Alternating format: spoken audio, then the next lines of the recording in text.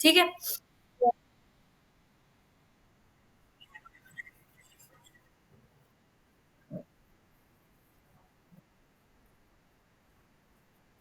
जी, जी।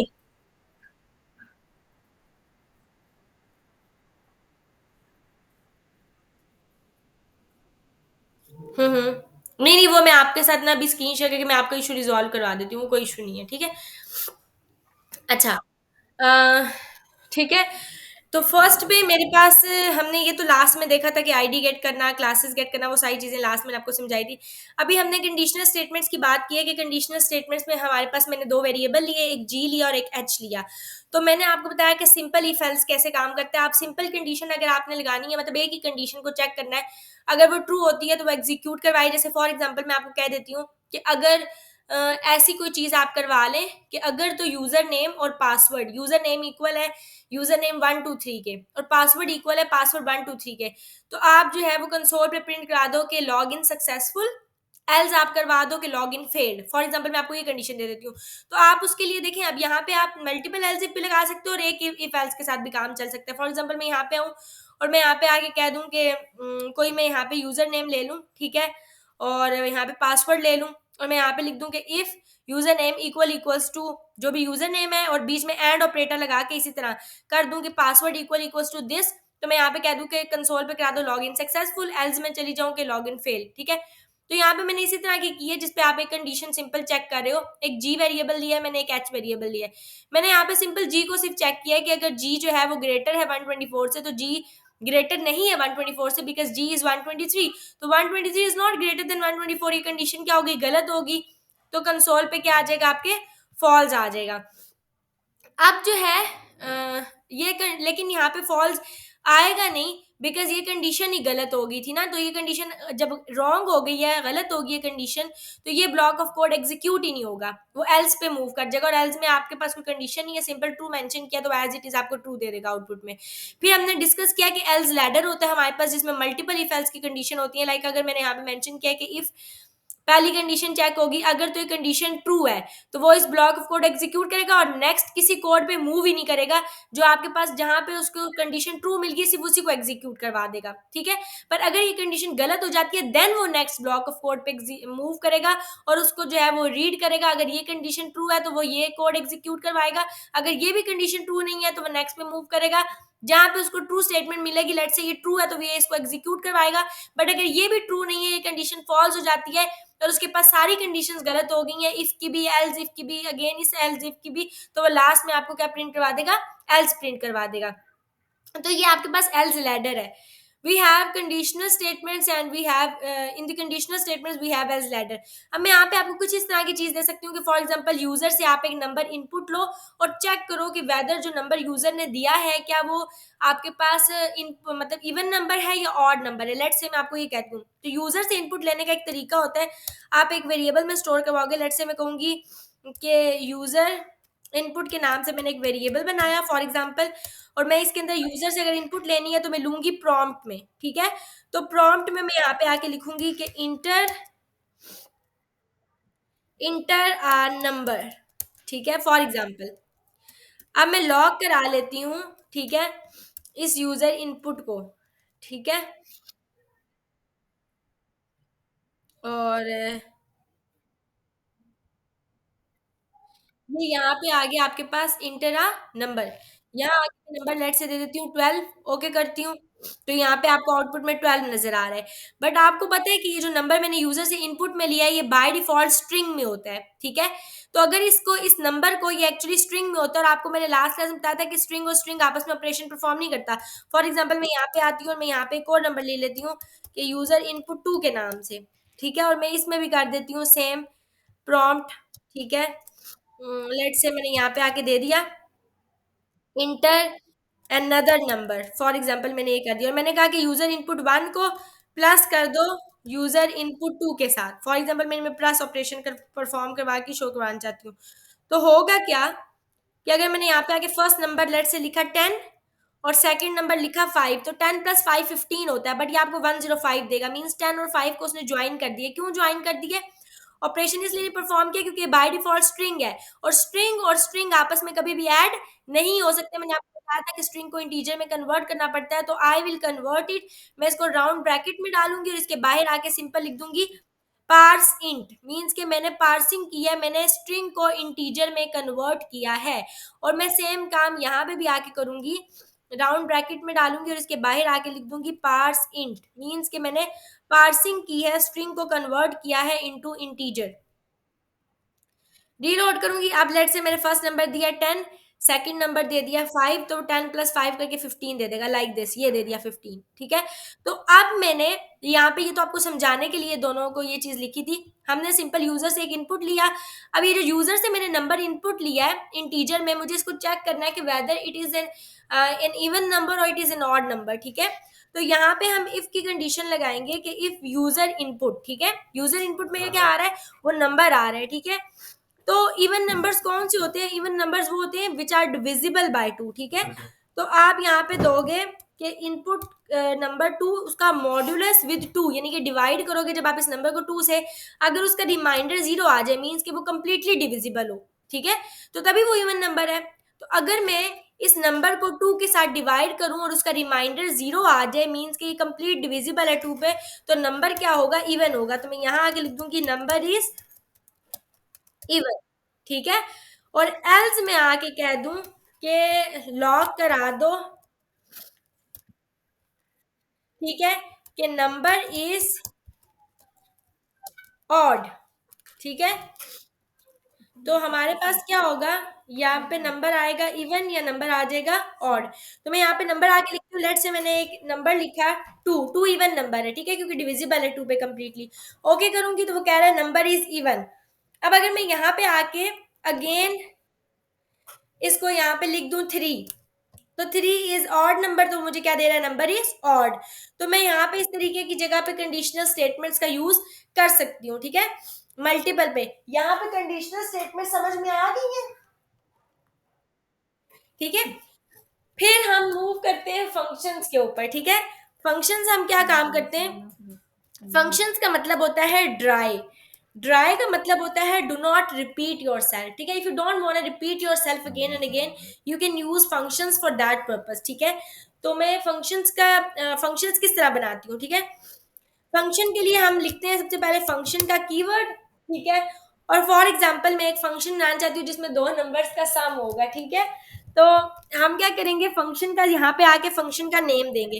Function का name हम कुछ भी दे सकते हैं अपनी मर्जी से, मतलब मैं अपना नेम भी यहाँ पे लिख सकती हूँ लाइक दिस। ठीक है, एंड राउंड ब्रैकेट्स लगाऊंगी एंड ये this is called function declaration. इसको हम बोलते हैं फंक्शन डिक्लेरेशन, मीन्स मैंने एक फंक्शन डिक्लेयर किया है। ठीक है, तो मैं यहाँ पे आके क्या करती हूँ, दो वेरिएबल्स ले लेती हूँ। लेट से मैंने एक वेरिएबल ले लिया एबीसी के नाम से, उसमें 112 स्टोर करवा दिया। अगेन मैं एक वेरिएबल ले लेती हूँ एक्स वाई जेड के नेम से, और इसमें आके लेट से मैं स्टोर करवा देती हूँ 8। ठीक है, 112 प्लस 8 20 होता है, और मैं लॉग करा लेती हूँ। ठीक है, लॉग में मैं कर देती हूँ the sum of A B C and X Y Z is comma, आप क्या करोगे, ए बी सी के अंदर प्लस कर दोगे एक्स वाई जेड। ठीक हो गया, तो यहाँ पे आगे हम इसको रीलोड कर लेते हैं। अब देखें, सबसे पहले मैं ऊपर वाले को कमेंट कर लेती हूँ। ठीक है, ताकि ये बार बार आपसे इनपुट ना मांगे। ठीक है, अ, बल्कि स्पेसिफिकली जिधर मैंने यूजर से इनपुट लिया है, हाँ यहाँ पे इसको कमेंट कर लेते हैं। ठीक है, तो कमेंट जब आप कर देते हो तो मीन्स कि कोड सिर्फ रीड होता है, वो एग्जीक्यूट नहीं होता। ठीक है, वो सिर्फ कोड को रीड करता है। अब यहाँ पे मेरे पास रीलोड में कुछ भी नहीं आ रहा। अच्छा, यहाँ पे मेरे पास नंबर था 112। ठीक है, और उसके अंदर मैं 8 को प्लस करी थी, और आंसर में मेरे पास आना चाहिए था the sum of A B C and X Y Z is 120। लेकिन मुझे आउटपुट में कंसोल में ये चीज शो नहीं हो रही। क्यों नहीं शो हो रही, कि मैंने एक फंक्शन को डिक्लेयर तो किया है, मतलब एक फंक्शन मैंने बनाया तो है, लेकिन उस फंक्शन को मैंने कॉल नहीं किया। तो जब तक मैं फंक्शन को कॉल नहीं करती हूँ तब तक मेरा फंक्शन जो है वो चलता नहीं है। तो जब मैंने ये लिस्पा नाम का फंक्शन बनाया तो उसको कॉल करने का ये तरीका होता है कि आप फंक्शन का नाम देते हो, आगे दो राउंड ब्रैकेट सेमीकोलन। तो मेरे पास ये फंक्शन कॉल हो गया है, this is called function calling and this is called function declaration. तो मैंने एक फंक्शन डिक्लेयर किया तो उसको मैंने कॉल भी किया है। अंडरस्टूड? तो मैं अब इसको रीलोड करूंगी, तो यहाँ पे अब ये एग्जीक्यूट हो गया। The sum of ABC and X Y Z is 120। Means कि मैंने जो फंक्शन बनाया था उसको मैंने डिक्लेयर भी कर दिया है। अब हमारे पास ये तो सिंपल फंक्शन, मैंने आपको बताया कि फंक्शन किस तरीके से बनाते हैं। हमारे पास दो किस्म के फंक्शंस होते हैं, एक होता है पैरामीटराइज्ड फंक्शंस जिसमें पैरामीटर्स होते हैं, एक होते हैं विदाउट पैरामीटर्स फंक्शंस, ठीक है। ये जो मैंने फंक्शन अभी बनाया है, ठीक है, ये है आपके पास विदाउट पैरामीटर्स। विदाउट पैरामीटर्स का मतलब है कि मैंने ब्रैकेट के अंदर कोई पैरामीटर नहीं दिए हुए। वो क्या मतलब, यहाँ पे मैंने एबीसी डिफाइन किया, एक्स वाई जी डिफाइन किया। मैं क्या करूं, मैं यहाँ पे डिक्लेयर करने के बजाय यहाँ आके लिख दूं कि ABC comma X Y Z. अब क्या हो रहा है, अब मैंने यहाँ पे ये मैंने जो फंक्शन बनाया है, ये फंक्शन आपका कहलाता है पैरामीटराइज्ड फंक्शन। पैरामीटर्स है इसके अंदर दो। अब यहाँ पे जब मैं उसको कह रही हूँ कि सम कराओ एबीसी का, तो वो उसको एबीसी भी समझ में आ रही है कि अच्छा एबीसी, ये देखें जब मैं इस पे हॉवर करती हूँ ऊपर लिखा हुआ है पैरामीटर, मींस के एबीसी उसको समझ में आ रहा है कि ये पैरामीटर है। एक्स वाई जी उसको समझ में आ रहा है कि ये पैरामीटर है, उसको दोनों पैरामीटर्स मिल रहे हैं, उनका सम भी करवाएगा। लेकिन अभी आपको अपने माइंड में भी ये चीज आ रही होगी कि इस एबीसी के पास तो वैल्यू नहीं है ना, एक्स वाई जी के पास कोई वैल्यू है, तो ये वैल्यू कैसे पिक करेगा। तो वैल्यू ये ऐसे पिक करेगा, like if I call this function now, ठीक है। तो यहाँ पे आ रहा है the sum of ABC and X Y Z is N A N. N A N का मतलब होता है नॉट अ नंबर, तो वो नंबर नहीं है। वो कह रहे हैं क्यों नहीं है नंबर, बिकॉज जब भी आप फंक्शन को कॉल कर पैरामीटर्स होते हैं उतनी वैल्यूज आप यहाँ पे देते हो। मींस इस एबीसी को मैं यहाँ से वैल्यू पास करूंगी, एबीसी की वैल्यू थी 112 और एक्स वाई जी की वैल्यू थी 8। तो अब फंक्शन जब कॉल होता है कि कॉल के टाइम पे ये वैल्यू मिल जाएगी एबीसी को और ये वैल्यू मिल जाएगी एक्स वाई जेड को। ठीक हो गया, तो अब वो आपको रिटर्न करवा देगा 120। तो जो हमने दो तरीके से फंक्शंस बनाए, जो मैंने पहले फंक्शन बनाया था that function was without parameters, और अब जो मैंने फंक्शन बनाया है ये विद पैरामीटर्स है। समझ आ गई पैरामीटराइज फंक्शन और अनपैरामीटराइज नॉन पैरामीटराइज फंक्शंस।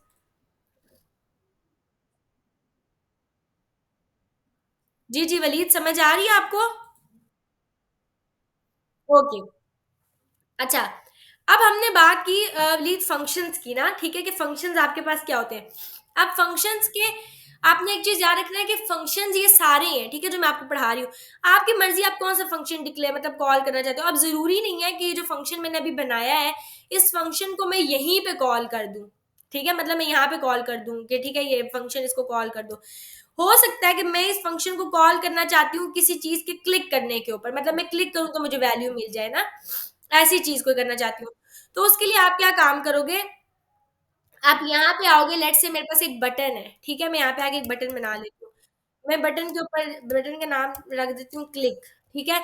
अब मैं चाहती हूँ कि मैं इस बटन के ऊपर क्लिक करूँ ताकि कोई फंक्शनैलिटी परफॉर्म हो जाए। तो अब बटन तो बना हुआ है, अब आपको यहाँ से नजर आ रहा है कि बटन पे क्लिक कैसे करेंगे। तो बटन के अंदर एक एट्रीब्यूट होता है ऑन क्लिक का। ऑन क्लिक के नाम से हम इसको इवेंट बोलते हैं, ठीक है। हम इस ऑन क्लिक के इवेंट को कॉल करेंगे, हमारे पास डिफरेंट इवेंट्स होते हैं जिनके ऊपर हम फंक्शंस को कॉल कर सकते हैं, ठीक है।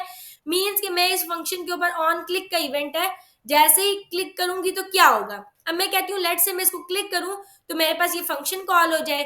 तो अगर मैं कंट्रोल जी कर लूं, कंट्रोल जी, तो ये जो फंक्शन मैंने यहाँ पे कॉल किया था इस तरह से, मैं इस पूरे को यहाँ से उठाऊंगी, मैं इसको यहाँ से कट करूंगी एंड कट करने के बाद मैं इसको कॉल करूंगी कहाँ पे, यहाँ पे,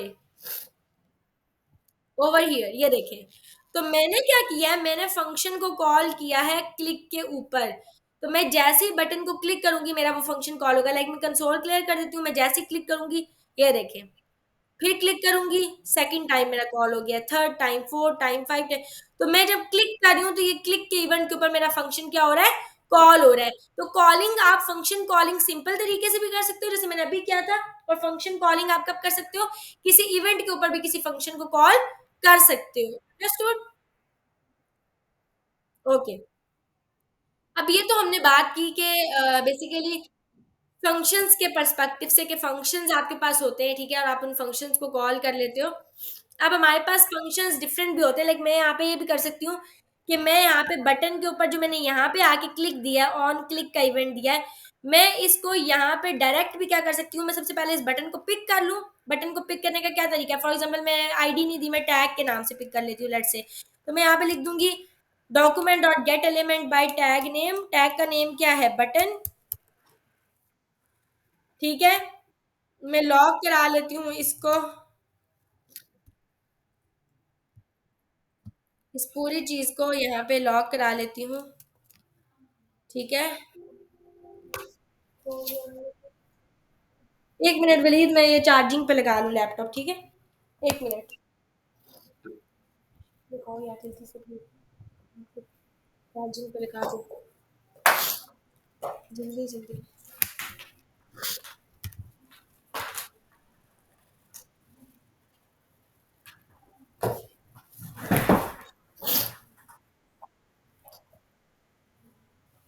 नहीं हुआ,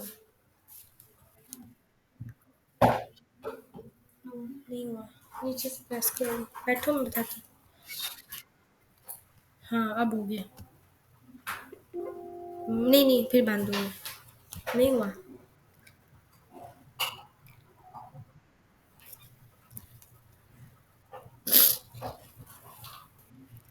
ठीक है। तो हमने यहाँ पे बटन को गेट कर लिया। अब मैं चेक कर लेती हूँ कि बटन आपके पास आ रहा है या नहीं आ रहा है। ठीक है, सबसे पहले तो बटन को चेक कर लेते हैं।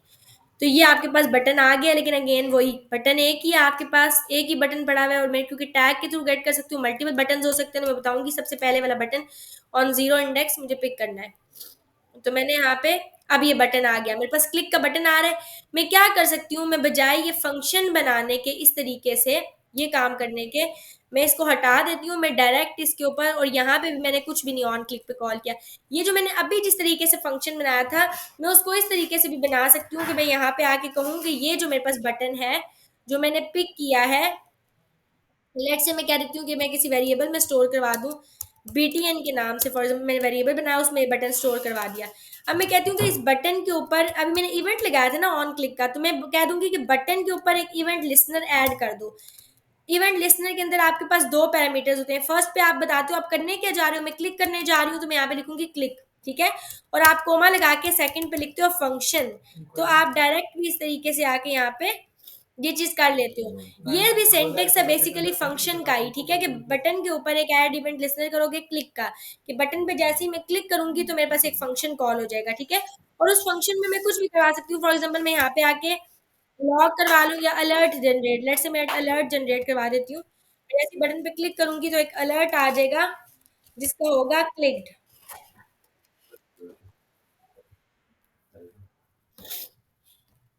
ठीक है। अब मैं जैसे ही क्लिक के ऊपर करूंगी ये अलर्ट आ गया।